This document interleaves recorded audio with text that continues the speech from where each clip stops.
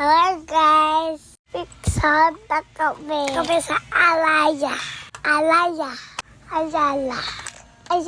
Mall. Nasisak si Papa.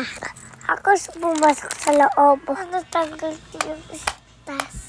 Kaya nice si Papa. At ayun nga mga mi, mag-take over na ako sa mini vlog na to. Medyo mahirap kasing habulin si Kenji ngayon para matapos na to. Kapag nagvo-voice over kasi si Kenji mga mi, kailangan yung board lang siya. Pagka ganitong super energetic siya ay hindi mo nga siya mahabol-habol. Pasensya na nga kayo sa mga naririnig nyo, iyan yung mga toys na pinagbababato niya. Charing. By the way mga mi, balik nga pala tayo dito. Ayun nga, sumahod na nga pala kami. Kaya naman dito na lang namin sa may malapit na mall ititreat yung mga bata. Pero bago yon mga mi, dadaan na nga pala muna kami sa skin station. Bigla na naman kasing lumabas yung maraming tigyawat ni Papa. At hindi nga yata siya nahiyang doon sa pinag-facialan namin. Kaya naman eto at balik skin station siya. Pero dahil nga biglang dumami daw yung tigyawat niya, mas maganda nga daw kung magpa-consult na muna siya sa derma. Para nga at least alam na nila kung ano nga yung susunod na step na gagawin sa kanya. Noon pa lang kasi talaga mga mi ay acne prone na si Papa. At lalo ngang lumalayo nung nag-pandemic dahil nga sa face mask. Kaya naman eto at magbabalik loob nga siya dito. Kinabukasan nga din pala yung binigay na schedule ni Papa sa kanyang consultation. Kaya naman pagkatapos doon, dumiretso na agad kami dito sa may Tom's World. Usapan nga pala namin ngayon, hindi na muna bibili ng toys si Kenji. Dahil nga last month ay maraming nadagdag sa kanyang toys. Bukod doon, medyo malapit na rin yung birthday niya, kaya naman kailangan ng magtipid. Dahil nga, ang gusto niya nga daw sa birthday niya ay bumalik na naman ng Dinosaur Island. Pag nagkataon mga may pangatlong beses na naming babalik doon. Pero sabi nga ng Papa, hayaan na namin dahil nga iyon talaga yung makakapagpasaya kay Kenji. At ngayon lang yan, dahil nga daw pag lumaki-laki yan ay magbabago na rin agad yung hilig niya. Sabi ko na nga rin sa dati naming mga vlog mga mi na hindi nga ako mahilig maghanda. Kapag mayroong may birthday sa amin, more on gala lang talaga kami. Ewan ko ba, feeling ko kasi talaga sobrang nakakapagod kapag naghahanda. At saka mas practical kapag gagala na lang. Wala na rin nga pala kaming planong kumain nito dahil nga nagmamadali na rin kaming umuwi. Gabi na rin kasi nito at meron pa nga kailangan gawin si Papa. Itong mga batang to naman, makagala lang to sandali ay masayang masaya na ito. Pagkatapos nga pala ni Kenji dyan mga mi, syempre mawawala ba itong paborito niyang basketball. Kaya lang medyo nahirapan siya dyan, kaya naman hindi na siya umulit. Mas malayo kasi yung ring doon, kaya naman hindi siya makashoot. Naman si Ate Atina na problema dahil nga hindi daw siya makakuha-kuha. Maya-maya lang nagkasundo nga si Kenji at si Ate Atina na dito nga sila maghulog. At nang makita nga yan ni Ate Yesha ay bigla nga siyang sumunod dito. Medyo nahihirapan lang si Kenji dito dahil medyo mataas yung upuan. At hindi niya nga makita-kita, kaya naman eto at kinandong na lang siya ng ate.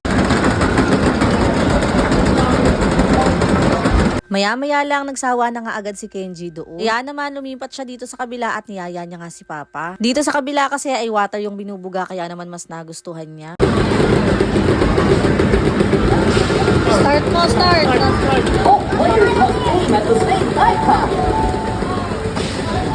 At dito na nga lang nila inubos yung kanilang mga token. Humihirit pa nga sana si Kenji niyan pagkatapos, kaya lang kailangan na nga namin umuwi. Bago nga pala kami umuwi mga mi ay pupunta muna kami dito sa BPI. Dahil ito na nga yung matagal ko nang ipinangako sa inyo. Yung ating pamigay na 15 kyaw. 30 nga pala ang mabibigyan ng 500 pesos. May mga nagtatanong na nga sa akin mga mi kung bakit nga daw ipapamigay ko to. Simple lang naman ang sagot dyan mga mi. Syempre hindi naman natin makukuha yan kung hindi dahil sa inyo. Kaya naman thank you mga mi sa inyong walang sawang pagsupport. Hanggang dito na lang muna. Thank you again.